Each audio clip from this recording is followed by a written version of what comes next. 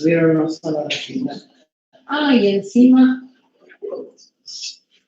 hay uno que creo que no hay porque es la Feria de Salud también, el 10 de abril, creo que hay ferias de salud ese día. Bien.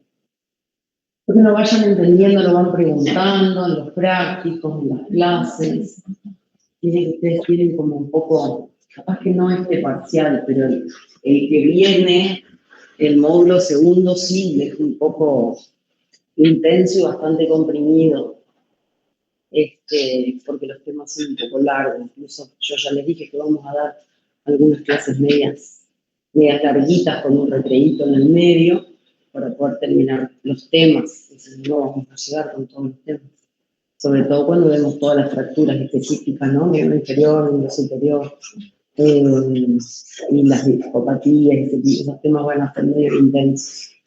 Estos de ahora están como van más tranquilos, pero estamos manejando a razón de dos clases teóricas semanales, ¿sí? Si bien quirúrgica siempre tuvo 2 clases teóricas semanales, por la gran cantidad de temas, capaz que en el módulo siguiente se nos van a llenar un poquito más, ¿sí? Lo que no van entendiendo lo van preguntando, chicos, ¿sí? Pregúntenlo en las clases, pregúntenlo en los teóricos, pregúntenlo en los prácticos, ¿sí? Bueno, ¿me escuchan en casa? Sí, profe. Genial. Yo dije que están durmiendo. Muy nublado hoy, muy empezando el otoño con mucho calor y humedad. Bueno, vamos a hablar hoy de lo que continúa el tema de las generalidades de las fracturas, que es hablar un poco de las generalidades de lo que son las fracturas expuestas, ¿sí? ¿Ustedes saben lo que es o cuando nosotros nos referimos a una fractura expuesta? ¿Saben cuál es el concepto que se tiene de lo que es una fractura expuesta? ¿Me escuchan? ¿Cuál es el concepto que ustedes tienen de lo que es una? Si a alguien le dice, en la esquina hubo un accidente, chocaron un chico que iba en una moto y tiene una fractura expuesta. Cuando ustedes le dicen eso, ¿qué creen que se puede ver? Pues, ¿A dónde? Afuera, ¿sí? Ese es el concepto básico. Es la fractura o el foco de fractura que toma contacto con el exterior, ¿sí? Que a veces es muy evidente y otras veces no es tan evidente y hay que ir a buscarla. Y muchas veces pasa desapercibida por el tipo de lesión que es. Ya vamos a ver cuáles son. Por eso es muy importante ir a buscarlo, porque no es lo mismo el tratamiento de inicio o de urgencia que nosotros realizamos en una fractura cerrada, que es la que no tuvo contacto con el exterior, que en aquella que sí tuvo contacto con el exterior.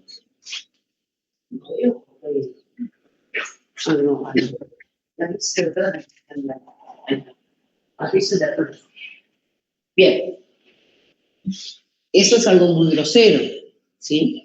Pero no siempre se ve así una fractura expuesta. Por definición, como yo les estaba diciendo, es aquel foco fracturario que toma contacto con el exterior, ¿sí? Y puede involucrar todas las partes blandas, ¿sí?, que se encuentran rodeando a esa fractura. Ustedes tienen una fractura expuesta evidente y una fractura expuesta no tan evidente, ¿no? ¿Qué ven acá? Una herida pequeña, puntiforme, ¿y eso es una fractura expuesta? ¿Sí? Es un orificio que toma contacto con el exterior. Lo que ha pasado ahí seguramente es que alguna de las puntas de hueso lastimó la piel y volvió a ingresar, ¿sí? O hay una fractura porque el paciente embitió contra algo y una prominencia, como puede ser un hierro o lo que sea, ingresó y salió, ¿sí? ¿Qué característica tiene esa fractura expuesta puntiforme. Miren eso. Van a encontrar siempre que esas heridas puntiformes pequeñas tienen un sangrado permanente, que no es tan extenso, pero es permanente. Y van a ver algunas cositas, si ustedes iluminan esa sangre, creo que lo vimos en la clase pasada, van a ver como unos puntitos, como unas gotitas de aceite, como cuando ponen agua, tiran aceite, vieron que se llaman globitos. Bien. ¿Qué es eso? Cuando uno mira sangre que sale con globitos de grasa o de aceite, como si fuera aceite. Esa es la médula ósea que se está diluyendo en la sangre, y eso es una confirmación de que ahí hay una fractura abajo, y que es una fractura expuesta. O sea, que el foco fractura es un contacto con el exterior.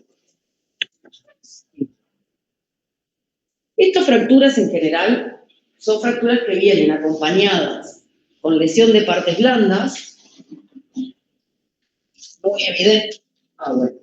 muy evidente en algunos casos, como esa, ¿sí?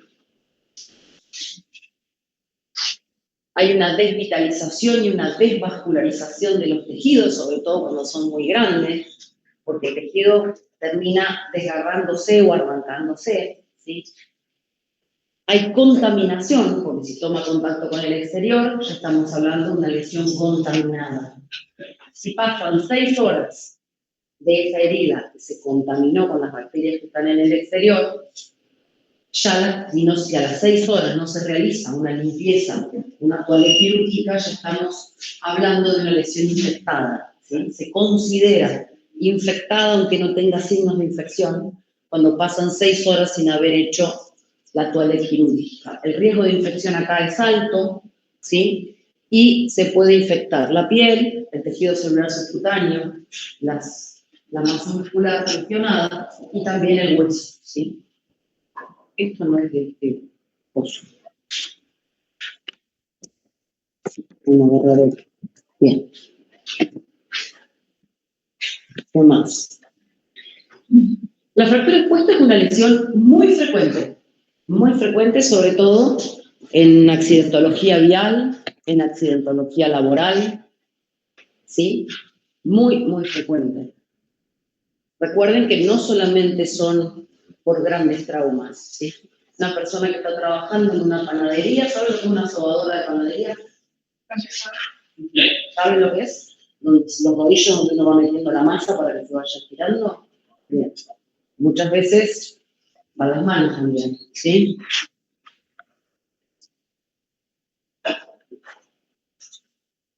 Esa es una lesión por sobadora. Esta. Digan que hagas una pelea. Las lesiones por sobadora suelen ser bastante más graves, involucran gran parte de la mano, incluso con amputaciones a nivel de la mano, ¿sí? Las lesiones por las sierras de carnicería, ¿conocen la sierra de carnicería donde cortan la carne? Bien. Hay muchas lesiones por ese tipo de sierras, son cortes más directos, más netos. Las lesiones por moladoras, ¿sí? Que le sacan la vaina de protección, que suele usarse porque es incómoda, también.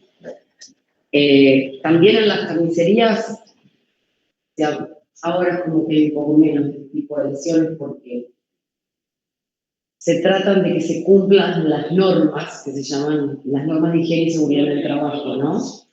Pero hemos tenido que sacar varias manos de dentro de la picadora de carne, ¿sí? ¿Por qué? Porque ustedes saben, ¿vieron una picadora en la carne picada? Bien. Vieron que tienen una especie de martillo o elemento para empujar que es de madera o de plástico, bueno, o metálico. Bien. ¿Qué hacía antes para ir más rápido? Iban metiendo la mano. Y en los rodillos van metidos. Bien. La pesada, así como pica la carne, pica la mano. Otro elemento con el cual se veían muchísimas lesiones de este tipo, de fracturas expuestas complejas, con los chimangos. ¿Saben lo que es el chimango? ¿Nunca vieron? El chimango es como una especie de cigüeñal que se utiliza para subir el grano desde la base o desde un recipiente bajo al cañón, ¿sí? cuando hay que subir la cosecha, digamos, ¿sí? ¿Qué se hacía? Antes se iba juntando, es un tubo largo, que por dentro tiene una cinta sin fin, donde uno va acercando todo el grano y eso se va yendo hacia arriba y va al camión. ¿Qué pasaba? Empezaban con el pie, con las manos, te pasaban por encima. A más de uno le agarró el pie, a más de uno le agarró la mano y el brazo, incluso amputaciones bastante altas. A más de uno le agarró el pantalón, las bombachas estaban por sueltas, ¿sí? Y tengo un caso de una persona muy conocida, que era muy peludo. ¿Vieron la gente esa que nace con su haber escribido? Bueno, el antebrazo, un antebrazo muy peludo, rozó por el costado y le agarró el pelo, los vellos de la cosa. Y le llevó todo el antebrazo y la salvó la radio. Todo eso, hoy por hoy, está más cuidado porque se ha obligado a construir en toda la mayoría de los campos una especie de rectángulo, ¿sí? De 1 metro, 2 metros por 2 metros, ¿sí? Donde, con una reja por encima, con un orificio donde se coloca el cigüeñal, que tiene toda una vaina, pero en la base está abierto. Entonces, todo lo que es el grano se va tirando en ese foso y lo que queda abierto está por debajo de la reja. Entonces se coloca y de esa manera uno puede cruzar por arriba si es conveniente y no cae. Por suerte, en la mayoría de los lugares se ha hecho ese sistema o algún otro tipo de sistema protegido por una reja, a modo de que estas cosas no sigan pasando. Ha disminuido bastante la accidentología en relación a esas cosas, pero hace 15, 20 años, ¿verdad? Empezaba la época de la cosecha y empezábamos con las lesiones graves por efecto de cigüeñal de chimaje, ¿no? Bien. Lo mismo con la aparatología todo lo que se utiliza en el día a día en la elaboración de productos, carnicerías, panaderías, ni hablar de las cuestiones de albañilería y ese tipo de cosas, ¿no? Bien. Muy, muy frecuente. Son lesiones muy frecuentes, ¿sí? Son una urgencia que no debe ser derivable, o sea, no es derivable en su urgencia. O sea, si el accidente fue acá y si yo no tengo complejidad para poder asistir a eso, no puedo derivarlo en esas condiciones. Se debe hacer la limpieza, ¿sí? Inicial, que ya vamos a ver en los pasos en que consiste, ¿sí? La inmovilización, la colocación de una vía periférica con un plan antibiótico y recién lo puedo derivar. Y no es que lo vendo y lo mando 100 kilómetros.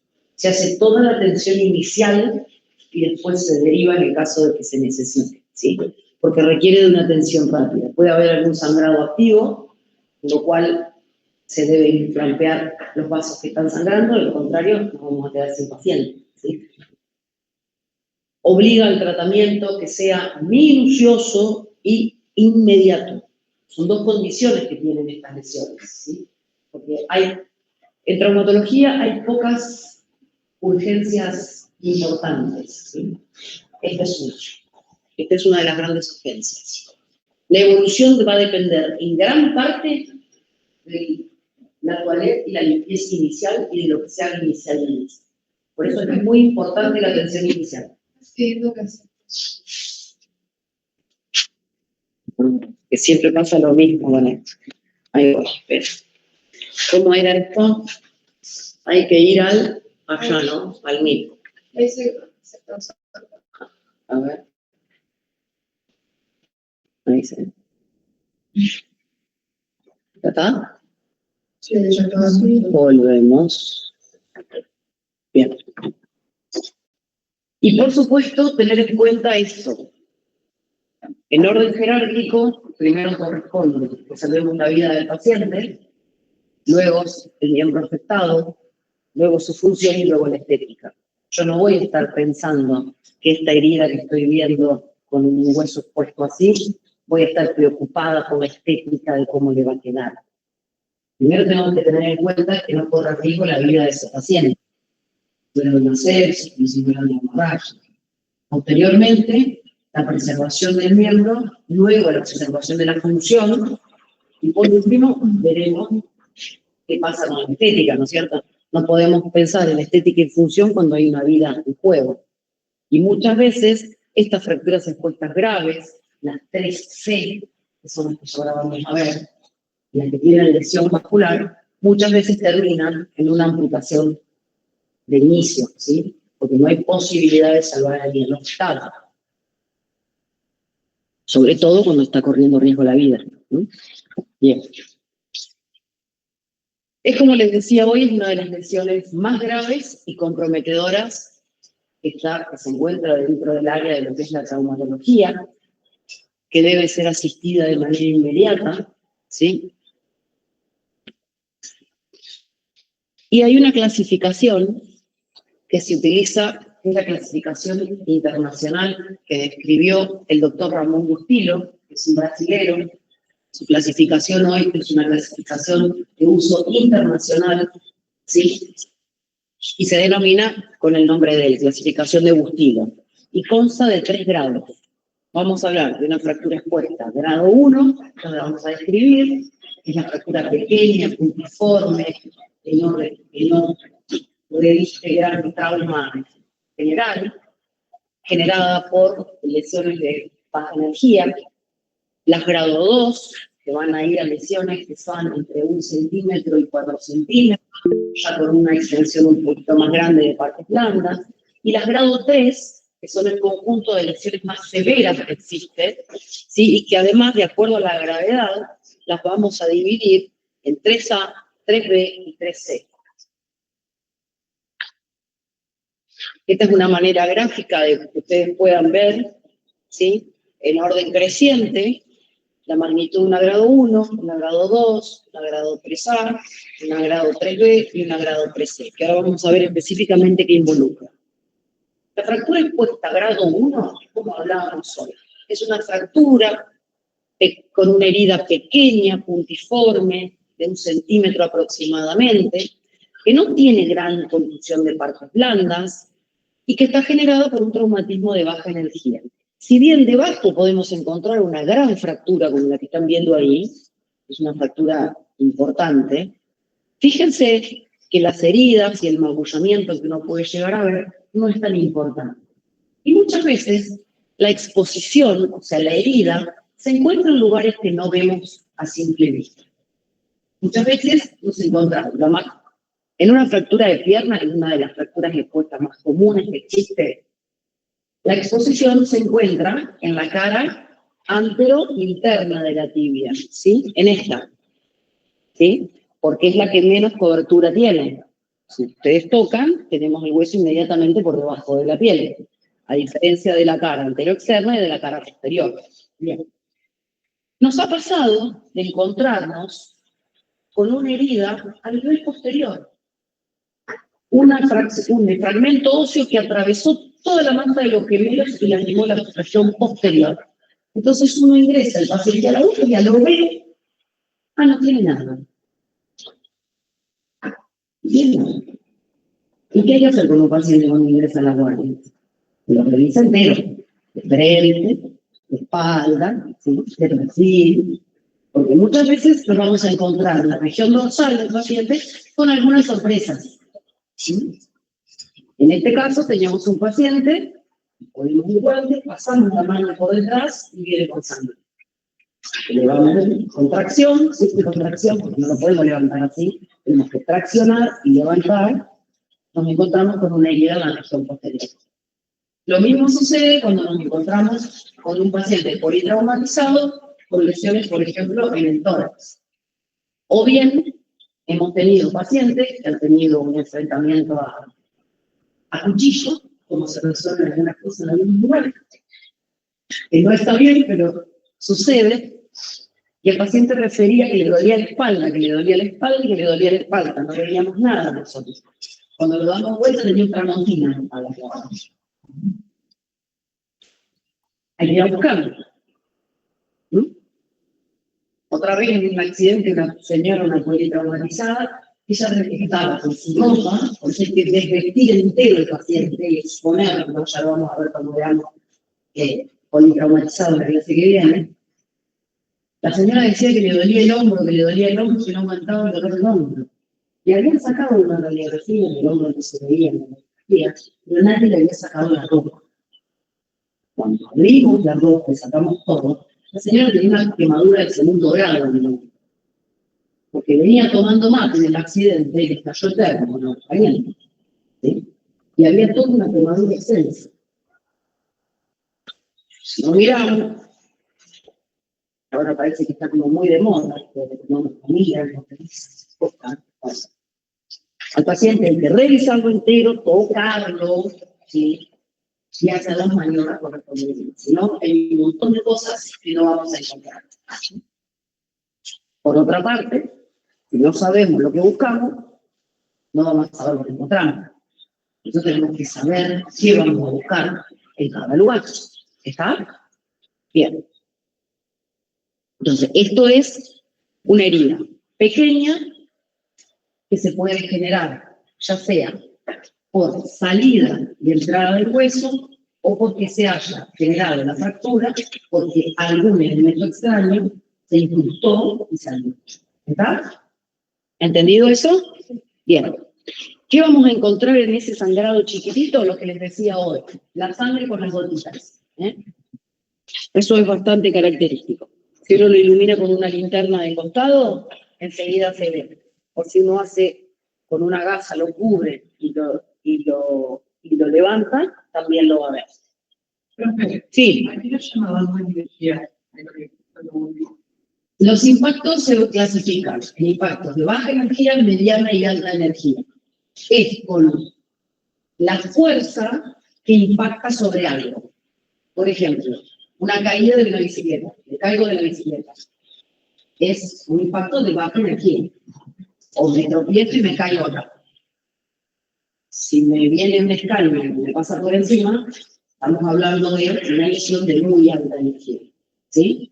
Depende de la velocidad con la que haya sido generado el impacto. ¿Sí? Es la cantidad de energía que impacta sobre determinada superficie. Ustedes saben que cada uno de nuestros huesos tiene una capacidad de soportar, incluso las partes blandas, tienen una capacidad de soportar determinada fuerza de impacto. ¿Sí? Por eso es que se rompe el hueso o no se rompe el hueso, o por eso es que se lesiona la piel con un aplatamiento con algo o no. ¿Sí? Bien. A eso se refiere cuando hablamos de impactos de baja, de mediana o de alta energía. Vamos con el grado 2. Son heridas más amplias, entre 1 y 4 centímetros de exposición aproximadamente. ¿Sí? Las partes blandas ya se encuentran expuestas, las vemos el tejido celular subcutáneo, vemos la masa muscular abajo, podemos ver el hueso expuesto, ¿sí? Ya acá el daño de partes blandas es moderado, podríamos decir, y es un impacto que en general suele ser generado por una mediana energía, ¿sí? Puede ser, por darles un ejemplo, de un auto a baja velocidad que impacta sobre un ciclista que alcanzó a frenar, o de una moto que impacta una bicicleta, o de una moto que viene, no sé, a 25 kilómetros por hora e impacta sobre el pavimento. No estamos hablando de algo que impactó a 80 o 100 kilómetros por hora. Bien. Recuerden que en los impactos frontales las velocidades se suman para el impacto, ¿sí? Eso también. Y cuando es de dos vehículos que van en la misma dirección, se resta la velocidad de uno con la del otro. Eso se hace más que nada en medicina legal para evaluar las periciales, los ácidos seguros, lo hacen médicos legistas y los peritos que evalúan para ver a qué velocidad iba cada vehículo en relación a las lesiones que hay. Y la expuesta a grado 3, ya estamos hablando de una fractura con una exposición muy extensa, con una profundidad mayor, con una herida que tiene más de 4 centímetros, hasta lo que ustedes quieran. Hay signos de contusión, hay signos de magullamiento, de desvitalización, de arrancamiento de tejidos, La fractura suele ser una fractura conminuta, o sea, de muchos fragmentos, ¿sí? Viene o multifragmentaria. Es una herida que suele ser muy sucia, ¿sí? Porque fue en la calle. Y siempre hay que tener en cuenta el lugar donde fue esta fractura expuesta. No es lo mismo que una persona se fracture en este piso, que lo limpiaron hoy a la mañana, que este señor se accidente trabajando un día de lluvia en un corral donde hay vacas, ¿sí? Y donde hay materia fecal de la vaca. O, ¿vieron la gente de la municipalidad que trabaja en obras sanitarias, que a veces se rompe el caño de aguas, cloacas? Bueno, cuando se rompen esos caños, de cloacas fundamentalmente, por supuesto, ahí que hay líquidos cloacales, llenos de bacterias, de caca, para hablarlo literalmente como corresponde. Qué grande, por fin me tienen a pico seco. Esa fractura expuesta generada en ese lugar va a tener muchísimo más riesgo de generar una infección que una que sucedió en este piso limpio o aquella que sucedió en la nieve, por ejemplo. ¿Sí? Las fracturas expuestas que se generan en lugares muy fríos, ¿sí? Muy fríos, tienen mucho menos bacterias que las que se generan en lugares cálidos. ¿Por qué? Porque con el calor las bacterias proliferan mucho más, ¿sí? Sobre todo los coliformes, ¿sí? Que son los que están en la materia fecal. Entonces, tener muy en cuenta a dónde sucedió esta lesión.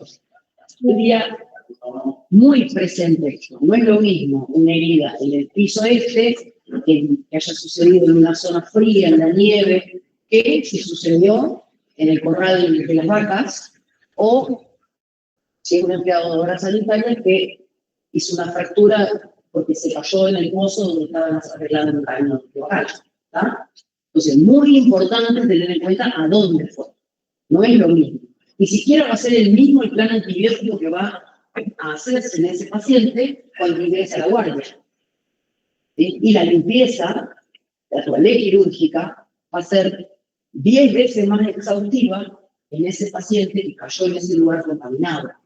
¿Sí? Sobre todo si ha pasado un tiempo después que sucedió esa fractura. Porque a veces estos accidentes suceden en el campo. Y cuando suceden en el campo no se puede salir a tiempo o no hay manera de poder sacar al paciente, que lo sacan arriba de un caballo, después lo pasan arriba de un tractor y lo sacan como se puede. ¿Sí? Hay que tener todo eso, hay que tenerlo en cuenta. Todo eso. ¿Sí? Y encima hay que tener en cuenta también que este paciente no tenga alguna condición de salud que nos exponga aún más a un riesgo de infección. Si es un diabético, si el paciente está en tratamiento por alguna patología, por algún corticoide que baja la defensa, todo eso también lo vamos a hacer. ¿Sí? La edad, no es lo mismo una persona de 50, 60 años que un chico de 20, 25 años, en estado de salud con capacidad de regeneración a pleno, ¿no? Bien. ¿Qué más? ¿Qué otra cosa podemos encontrar en estas fracturas expuestas grado 3? De todo. Si fue en el ripio, en la herida podemos sacar piedras, vidrio del accidente, la mica de las luminarias de los vehículos, pasto, tierra, barro, lo que quieran. ¿Sí? Todo eso, ¿por qué? Porque en una frenada importante en el ripio se hace la herida y se hace como un bolsillo. Y ahí ingresa todo lo que hemos sacado de piedra, cascote, de todo. Todo eso se puede encontrar. Fragmentos de pantalón, de la ropa. Y además, estas fracturas expuestas grado 3 pueden tener una lesión vascular o una lesión nerviosa, de tronco nervioso importante. Entonces, también estamos ante una lesión gravísima. Y en general, estas lesiones son consideradas lesiones de muy alta energía. Para hacer semejante daño, ¿alguien me quiere decir? El tema de la asumiendo que la cantidad de sangre No, la desvitalización de los tejidos se debe fundamentalmente al arrancamiento, al magullamiento de los tejidos, ¿sí? Sobre todo a eso. Ahora voy a mostrar algunas fotos de ahí acá. Y a su vez, estas grado 3 las vamos a dividir en 3 tipos. La tipo A es la fractura expuesta grado 3, que tiene una gran lesión de partes blandas, ¿sí? Con lesión de hueso, con gran conminución, pero nada más, como si esto fuera poco, ¿sí? La tipo B, a lo anterior, agrega una lesión y un tronco nervioso, ¿sí? Por ejemplo, si fue una fractura expuesta al miembro superior o del antebrazo, una lesión del nervio genital, por darles un ejemplo, ¿sí? Y a la tipo C se le suma la lesión de partes blandas del hueso, la lesión neurológica y aparece la lesión vascular. Ejemplo, en este caso, una lesión de la arteria genital. Que si sucede en el antebrazo o en la pierna, sabemos que tenemos la otra arteria que va a sufrir la vascularización. Pero, ¿qué pasa si esta lesión es a nivel de la femoral? ¿Hay alguien que cubra o supla la femoral? No. Si sucede en la arteria humeral, en el miembro superior, tampoco. Entonces, estamos ante la presencia de una lesión grave que compromete la vascularización del miembro superior o del miembro inferior en este caso, con el riesgo de que se genere una amputación traumática, ¿sí? No siempre en la amputación traumática el miembro queda completamente despegado, ¿sí? Del cuerpo. En algunos casos queda prendido de un colgajo de piel, de un colgajo muscular, sumamente desvitalizado. Yo tengo una anécdota de cuando era residente, son Rosario, año 90. Llegó, era época de que se corrían picadas en una avenida muy grande de Rosario, que es la avenida Pellegrini. Una madrugada ingresa un matrimonio que venía en una moto de trabajar, unos niños corriendo picadas, con un torino. ¿Conocen lo que es el auto torino? Bien. El auto fabricado acá en la Argentina, sólido como pocas cosas. Bueno, ese señor con el torino preparado impacta a este matrimonio que venía en una moto chica. La señora que iba sentada atrás la impacta de manera directa sobre la parte superior del núcleo, con una amputación traumática directa del miembro superior, del miembro inferior. Todo ese miembro inferior, imagínense la velocidad que ese tornillo. Fue a parar a un balcón en el segundo piso del edificio. Bien. Fue a parar a un balcón en el segundo piso del edificio. Cuando ingresa la paciente a la guardia, con la amputación traumática, en condiciones paupérrimas, estaba politraumatizada con una amputación traumática, imagino una pared de sangre. A las 10 minutos 15, viene la policía a meterle una bolsa. Imagínense la energía con la que fue generado ese impacto. El señor tenía una fractura de pelvis abierta, que ya vamos a ver qué es, tenía una fractura grave acetabular, cadera, pelvis abierta, tórax inestable. La historia es que los dos se salvaron, estaban muy cerca del hospital de emergencia Rosario del accidente, y obviamente la señora consiguió no había posibilidad alguna de poder intentar eso, en esas condiciones, que estaba ella, y todavía conservamos nosotros algunas de las fotos que sacamos enseguida, pues de todo, de la atención, de cómo desprendió un trauma, para que ustedes tengan idea de lo que son las magnitudes de los traumas, ¿no?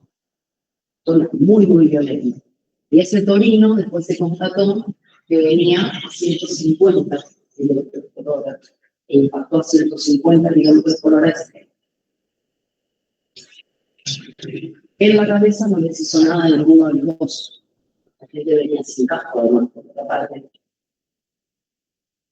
No sé, no me pregunté cómo, pero con la cabeza no impactaron en ningún. Todo el impacto fue bajo, porque además estaba bastante preparado el auto, entonces era que estaba como bastante de piso, entonces impactó bien en la región baja. Pero imagínense la fuerza con la que chocaron. Bien. Ahí tienen fracturas expuestas grado 3, son así, horribles. ¿Sí? Fíjense lo que es ese antebrazo, fíjense la exposición de hueso, la herida, la exposición. Aquí tienen una del pie. Esto que ven acá, ¿saben qué es? ¿Alguien sabe qué es eso blanco que se ve ahí? La cabeza del cráneo. O la punta de la cara. Eso es una luxofractura expuesta. Bien.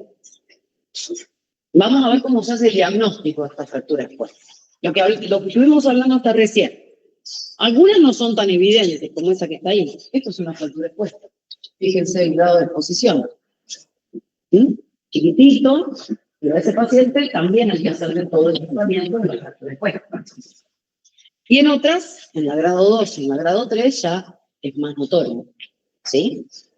Ahí tenemos una lesión evidente.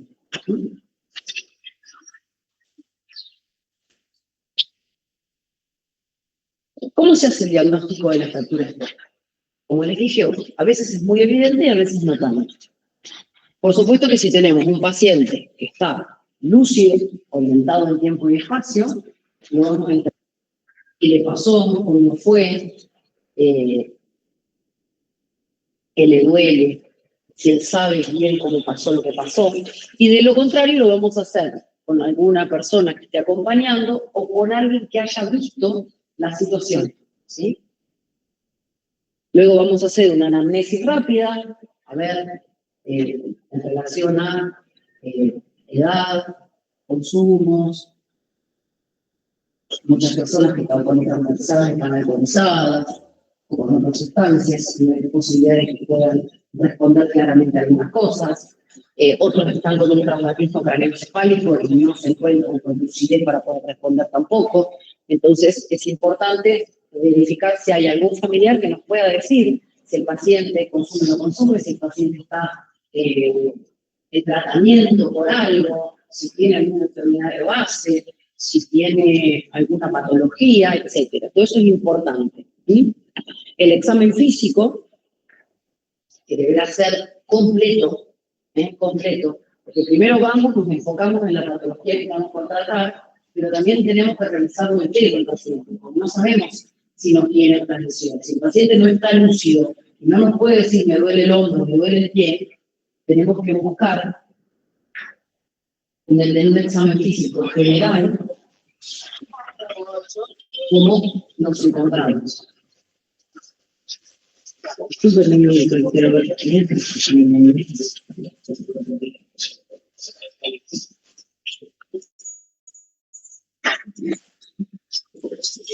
Bien. Seguimos. En el examen físico, ¿sí? Como ya les decía. Y después vamos a concentrar el miembro afectado y veremos minuciosamente si el paciente tiene pulso, si tiene relleno unguial, en el caso de que sea un relleno unguial, en el caso de que sea un miembro superior. Buscaremos que la sensibilidad de los 3 territorios del miembro superior esté en condiciones. ¿Ustedes saben evaluar la sensibilidad de los 3 troncos nerviosos en la mano? ¿Alguien se los enseñó alguna vez? ¿A dónde puedo evaluar el cubital? En la mano, el cubital, el mediano y el radial se mezclan, en algunos, si bien hay unos sectores que están determinados, pero en algunos puntos se mezclan la inervación sensitiva. Entonces, para saber de manera pura cómo evaluar los 3 troncos nerviosos en la sensibilidad de la palma de la mano, son 3 puntos. El cubital puro lo vamos a evaluar en el pulpejo del meñique, que vamos a tocar la punta del meñique. Si tienen sensibilidad igual al contralateral, no hay lesión del pulpar.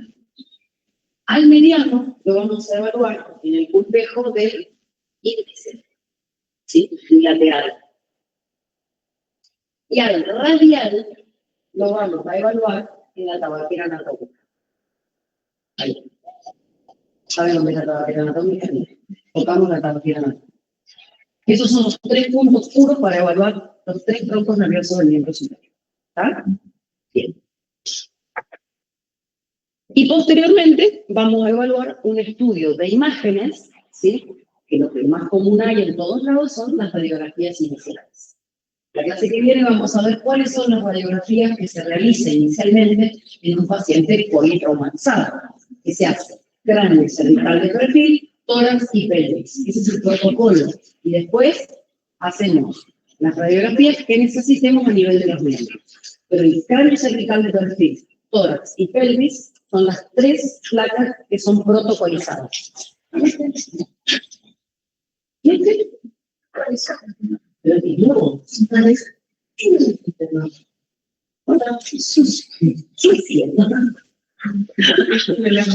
cada vez más perros tenemos. Quiero ver todavía la obra ahí porque está todo lleno de calle. Bueno, el tratamiento de la fractura en el cerebro. Como es siempre, urgente. ¿Vale? Siempre urgente. Bien. ¿Cuáles son los objetivos de realizar el tratamiento de la fractura expuesta? Evitar y prevenir una infección, alinear la fractura, lograr que esta reducción sea estable, ¿sí? ¿Se acuerdan cuando hablábamos de lo que es fractura estable y fractura inestable? Inmovilizar y estabilizar, cubrir las partes blandas, porque muchas veces queda el hueso expuesto, y ese hueso debe ser cubierto por partes blandas. Que la fractura expuesta evolucione, el objetivo, que evolucione favorablemente para poder ser tratada como una fractura cerrada. Ese es el objetivo final, ¿sí? Que a veces hay que cumplir algunas etapas de tratamiento. Bien. ¿Cuáles son las etapas en el tratamiento de una fractura expuesta? La etapa 1 es esta, es la que ustedes ven ahí, en la calle. La que se realiza es la atención inicial que se realiza en el lugar del hecho, ¿sí? ¿Qué vamos a hacer en ese lugar? ¿Qué va a hacer el equipo de paramédicos que va con la ambulancia a buscarlo? Lo que va a hacer es cubrir la herida, que generalmente lo hace con paquetes de gasas estériles, cubrir la herida para que no se siga contaminando, colocar algún tipo de inmovilización, que puede ser una férula de aire, una férula de tipo PVC, o con lo que tenga, se inmoviliza el paciente, y ese paciente se traslada al hospital más cercano para ser asistido. En la etapa 2, que se va a realizar en la guardia del hospital a donde llegó este señor, es donde se va a realizar la atención inicial de este paciente, que no es ni más ni menos que la atención inicial del politraumatizado, que la vamos a ver la semana que viene. Bien, entonces se va a realizar una estabilización hemodinámica de ese paciente, se le van a colocar las vías periféricas que sean necesarias para mantener su presión arterial, etc. Y se va a realizar algo que se llama toilette mecánica. Toilette quiere decir limpieza, pero en el ámbito quirúrgico la denominan toilette en francés. Bien. Esa toilette mecánica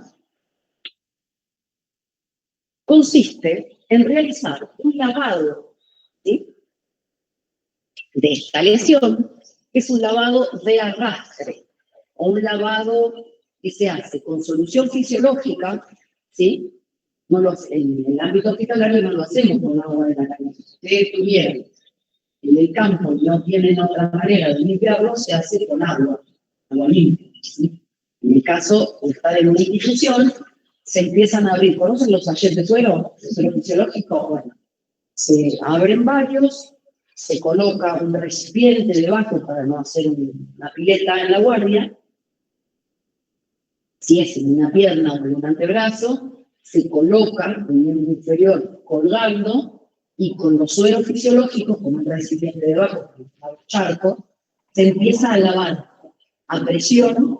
Recuerden que ese paciente no está bajo anestesia. Por lo tanto, yo no puedo realizar ninguna maniobra brusca, ningún cepillado de ningún tipo, porque el paciente va a tener dolores y no va a chocar. No. O sea, pedir simplemente que se relaje un poco para que pueda quedar el miembro péndulo hacia abajo y con el suelo fisiológico se empieza a lavar, a lavar. ¿Cuánto? Lo que sea necesario. Se pueden utilizar hasta 10 litros de solución fisiológica, o sea, 20 sachets, tienen 500 mililitros cada uno. Se puede también utilizar una solución de terminal jabonoso que no genere mucho ardor, ¿sí? Y se sigue arrastrando con el líquido, todo con el líquido, ¿sí? No podemos utilizar cepillos en este caso, porque el paciente tiene dolor, ¿está? Bien. Luego de esa primera toaleta mecánica que se hace en la guardia, se colocan apósitos estériles, se realiza una inmovilización y ahí sí, recién a ese paciente lo voy a llevar a hacer las radiografías. Pero lo primero que hacemos en el ingreso es realizar la limpieza. ¿Está? Hacemos las radiografías o los estudios que haya que hacer. El paciente hay que entrarlo al quirófano, hay que hacer los análisis de sangre, eso se hace bastante rápido, y se prepara el paciente para ingresar al quirófano. Y el quirófano van a seguir las limpiezas. ¿Qué se hace en el quirófano? La toaleta quirúrgica, o sea, la limpieza quirúrgica. Ahí tienen una toaleta mecánica, ¿ven? Se va realizando todo el lavado. ¿Ven el recipiente abajo? En este caso no, pero hay lo que mejor se puede hacer siempre para que arrastre hacia abajo es, a veces se puede, a veces no. Si no, se colocan unas bandejas así grandes arriba. Pero se lava, se lava, se lava, se lava. Bien. La etapa 3 es la toaleta quirúrgica, ¿sí? ¿Qué quiere decir que es una toaleta quirúrgica? Que se realiza en el ámbito del quirófano, con el paciente bajo anestesia general, o anestesia peridural, o la anestesia que el anestesista decida. Ay, bueno. ¿No? Bien. Y esta toaleta quirúrgica, que ya se hace bajo anestesia, va a tener dos momentos, o dos pasos. Un paso, que es la toaleta mecánica del quirófano. Ahora sí, voy a repetir lo mismo que hice en la guardia, pero como el paciente está bajo anestesia, ya voy a poder utilizar cepillos estériles, soluciones jabonosas, y puedo resecar, ¿sí? Estériles, por supuesto, resecar todo lo que yo vea que está pegado o adherido, ¿sí? Para poder limpiar. A veces sacamos piedras, sacamos pedacitos de vidrio, de tela. Eso se hace con soluciones jabonosas y con un cepillado. Son cepillos muy suavecitos de todas maneras, no son cepillos. Son unos cepillos muy, como con unas esponjitas muy suaves, ¿sí? Bien, no es que el cepillo, como cuando estoy cepillando las zapatillas que se llenaron de tierra. Entonces, esa es la toaleta mecánica del quirófano. Es un poco más agresiva que la toaleta mecánica que se hace en la guardia, porque ya tengo el paciente bajo anestesia. Una vez que se realizó eso, recién ahí se hace el lavado quirúrgico, los cirujanos se visten con la ropa correspondiente, se arman los campos quirúrgicos estériles y se coloca el miembro arriba de ese lugar y comienza la toaleta quirúrgica propiamente dicha. ¿En qué consiste esa toaleta quirúrgica? ¿Ven? Ahí tienen el lavado y después se arman todos los campos estériles como ven acá. ¿Sí? ¿Y en qué consiste esta toaleta quirúrgica propiamente dicha? Lo que se va a hacer es lo siguiente. Primero se va a evaluar el estado que tiene la piel. Todos los bordes de la piel que fueron afliccionados por el gran trauma, con bisturí se reseca. Se reseca todo el borde. Luego se empieza hasta que la piel sangre activamente, ¿sí? La piel es un celular subcutáneo. Luego se empieza a depilar y con unas pinzas dientes de ratón que se llaman, se va apretando la masa muscular, y la masa muscular que no contrae, se saca, porque eso está desvitalizado. Se va sacando todos los tejidos que nosotros vemos que no están vitalizados. Todo eso se reseca y se saca. Luego, el hueso, que estuvo expuesto, se cubre de pureza cristálica, como se limpia el canal, la hueso, y con una gubia, que es una especie de, solo una gubia, ¿no? Es como una pinza que tiene dos cucharitas en la punta, que se empieza a sacar pedacitos de hueso para sacar lo que está sucio, desvitalizado o en malas condiciones. Luego de todo eso y de volver a lavar en varias oportunidades y de ver que no quedó nada, se colocan drenajes para que todo el líquido que haya quedado y la sangre drene al exterior y no quede acumulada. Se cierran con puntos separados y se alinea la fractura. La fractura en ese momento se puede alinear de varias maneras. Se puede colocar un tutor externo, se puede colocar una osteosíntesis en el caso de que la fractura no sea una fractura de gran exposición, generalmente grado 1, grado 2, entre comillas, puede ir con algún implante quirúrgico si no conviene.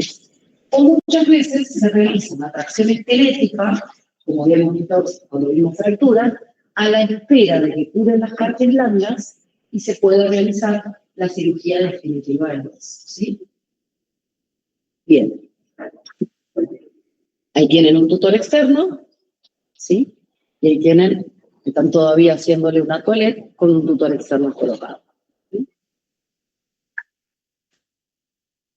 Bien. La toilette quirúrgica, en las fracturas expuestas grado 3, o en estas que han sido altamente contaminadas, se puede repetir en los días subsiguientes, ¿sí? Eso se llama segunda vista, ¿sí? Se puede, por ejemplo, se realizó la toilette quirúrgica hoy, si sabemos que es una herida muy sucia, muy contaminada, quizá en 24 o 48 horas, vamos a volver a hacer una limpieza quirúrgica, porque muchas veces aparecen tejidos muy desvitalizados en 24 y en 48 horas. Y eso también se puede hacer. Todo paciente con fractura expuesta va a recibir un plan de antibiótico-terapia por vía endovenosa y es una parte fundamental del tratamiento. Estos planes antibióticos en los pacientes de fracturas expuestas están protocolizados, ¿sí? Y actualizados por la Asociación Internacional de Infectología, en la Argentina rige bajo la Asociación Argentina de Infectología. Hay protocolos, hay incluso un pequeño librito de bolsillo que solemos tener, es una cosa muy chiquitita que se llama SANFOR. El SANFOR es un libro que actualiza cada 3 años los planes antibióticos de cada una de las patologías que se tratan mediante antibióticos, de las patologías infecciosas. Los infectólogos tienen siempre ese bolsillo y es sumamente útil porque actualiza de acuerdo a las cepas de cada bacteria, que saben que las bacterias tienen cepas en el entorno, igual que los virus, etc.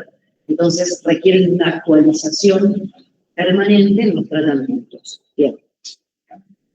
Por eso se trata de acuerdo a protocolos. ¿Sí? No vamos a hablar de protocolo infectológico, pero bueno, eso es lo que corresponde. Las complicaciones que tienen las fracturas expuestas son un montón. Hay algunas que son inmediatas, o sea, que suceden en muy corto plazo, y otras que son inmediatas o tardías. De las que aparecen de manera inmediata son las infecciones de las partes blandas, las infecciones del hueso, el shock traumático. Recuerden que el shock traumático, ¿se acuerdan los otros días que hablábamos del shock hemorrágico, del shock neurogénico? Bueno, el shock traumático es una combinación del shock generado por hemorragia y por dolor, ¿sí? Es una suma del hemorrágico más el que se genera por el dolor o neurálgico. Lesiones neurológicas, lesiones vasculares y, por supuesto, la embolia grasa. La embolia grasa son, ¿se acuerdan de esas gotitas que hablábamos ingresan por el torrente sanguíneo y en general pueden provocar tromboembolismo pulmonar. Por eso que los pacientes también, con este tipo de politraumatismos, son anticoagulados de entrada. Y se le coloca medicación anticoagulante para evitar este tipo de complicaciones. Y así todo puede generarse igual, aunque estén tratadas correctamente. De las complicaciones tardías, también la enfermedad tromboembólica. ¿Se acuerdan los otros días que les dije que a veces, después de los síndromes compartimentales, podía quedar una retracción isquémica? Es eso. Es una retracción, ya por suerte no se ven, porque son diagnosticados de manera precoz y son tratados. Pero antiguamente se veía mucho, esas retracciones isquémicas o retracción isquémica de Forman, como se llama. Otra situación que puede ocurrir es una osteodistrofia, que se llama síndrome de Sudeck. El síndrome de Sudeck es un síndrome raro. Es un cuadro, yo siempre digo que no lo padece el que quiere, sino el que puede, que requiere como de una quizá predisposición específica, que se divide en dos grandes grupos, las causalgias mayores y las causalgias menores. Dentro de lo que son las causalgias mayores, son las lesiones que se generan por lesiones de los troncos nerviosos grandes, ciáticos, cético externo, tibial, radial, cubital, o lesiones completas del tronco nervioso. Y otras se generan, que son las causalgias menores, que es el cuadro que se genera como consecuencia de un trauma que no requiere ser ni de gran magnitud ni de tener grandes fracturas. A veces quizás traumas menores pueden generar un Sudeck, una fractura de muñeca puede generar un Sudeck. ¿En qué consiste? Es una paciente, realmente mujeres y varones, son pacientes que comienzan con dolor en el miembro afectado, edemas, sudoración a nivel del miembro afectado, que es la mano a transpirar y el resto de la otra mano no, y el resto también. Empiezan a alterar la sensibilidad, la mano se comienza a edematizar con rigidez, comienzan a tener mucha rigidez de movimiento. Si uno hace una radiografía en ese paciente, esa radiografía va a dar una osteopenia, es una disminución de la trama ósea muy marcada. Comienza a generar atrofia muscular y eso requiere de iniciar un tratamiento lo antes posible, ¿sí? Para no generar secuelas. Es un cuadro que en general revierte, ¿sí? Y se ha estudiado que responde a una reacción que se genera. Ustedes saben que tenemos terminales sensitivas en las manos, no me entienden en todos los medios. Pero hay unas terminales que se llaman terminales sensitivas tipo C, tipo de terminal sensitiva a la vibración. Se genera como consecuencia del trauma en ese lugar una tormenta de catecolaminas, una liberación de neurotransmisores brusca que desencadena todo ese cuadro. Y todo ese cuadro lleva varios meses. Es un cuadro como difícil de explicar, que tiene varias cuestiones. Y se han determinado también que hay personalidades que tienen más tendencia a poder hacer. Por eso yo siempre digo que estas causas que menores no las hace. ¿Qué quiere decir? Que viene como en un terreno específico, ¿sí? No así las causalgias mayores, que es lo mismo que genera a la larga una atrofia muscular primera y dolor neurogénico crónico como lesión del tronco nervioso principal. Eso puede pasar en cualquier fractura, en cualquier lesión. Ahora hace mucho que no veo Sudeck, pero hay épocas en las que aparece uno atrás de otro. Y tienen que ser diagnosticadas precozmente. Por eso esas personas que en general se detectan los kinesiólogos, los ven en el consultorio. Cuando la paciente empieza la rehabilitación, empiezan, no, mira, tiene la mano dura, está con edema, tiene un dolor que es desmedido, la fractura está consolidada, tiene un Sudeck. Seguro que tiene un Sudeck. Y eso requiere un tratamiento específico, con medicación y tratamiento kinésico específico también. Los retardos de consolidación, que ya los vimos la otra vez, y la pseudoartrosis, que es el fracaso de la consolidación. ¿Está? Bien. Acá tienen algunas fracturas expuestas en evolución. Esto los vamos a ver el año que viene cuando veamos ortesis, pero eso es un tutor externo, que se llama tutor circular o el tutor de Isaro. ¿Sí? Este SOT es una radiografía de un paciente con un tutor monoplanar, compresivo. Usan mucho para las fracturas expuestas. Aquel es un tutor multiplanar. Esto no lo tienen que saber, chicos. Simplemente sepan que se usan estas cosas. Estos son clavos endomedulares. ¿Sí? Y nada más. ¿Preguntas? ¿Muy difícil? ¿No? Van siguiendo más o menos como vienen estas cuestiones. Son todas patologías nuevas que van a ver este año. Sobre todo este cuatrimestre. Así es, cuatrimestre general. Y bueno, las dudas que tengan me preguntan, lo que no entiendan lo que significa me preguntan. No se queden con dudas en relación a qué significa las cosas. ¿Ah? Hay cosas que por ahí yo se las estoy nombrando, que las vamos a ver en clase siguiente. A ver. ¿Cómo?